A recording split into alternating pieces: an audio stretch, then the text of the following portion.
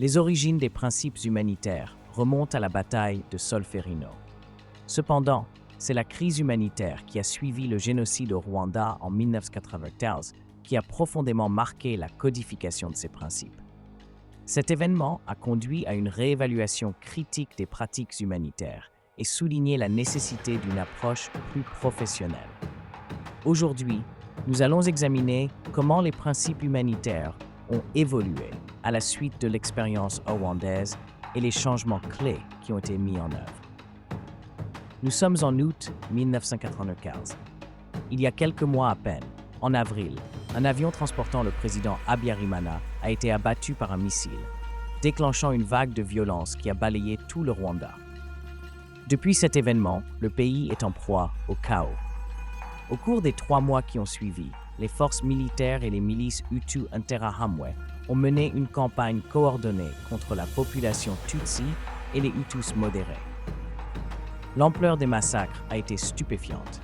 Des centaines de milliers de vies ont été fauchées en quelques semaines. Le pays reste traumatisé par la brutalité de ces événements, survenus avec une rapidité dévastatrice.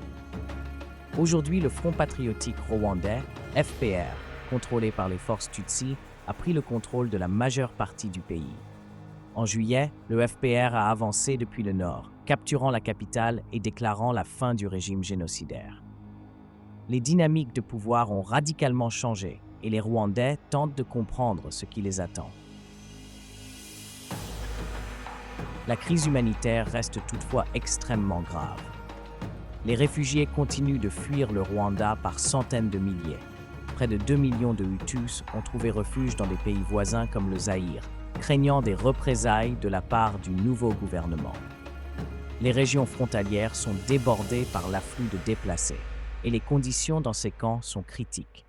Maladies, famine et manque de services de base font partie du quotidien.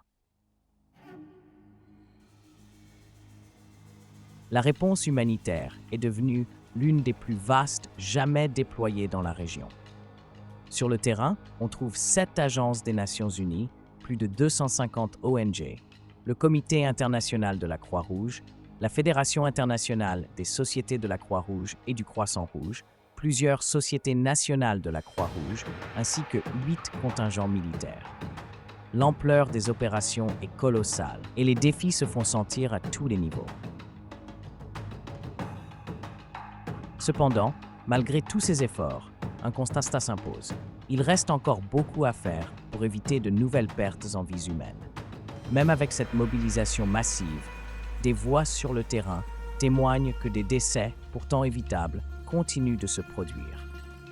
Un sentiment d'urgence se fait sentir pour tirer les leçons de ces erreurs.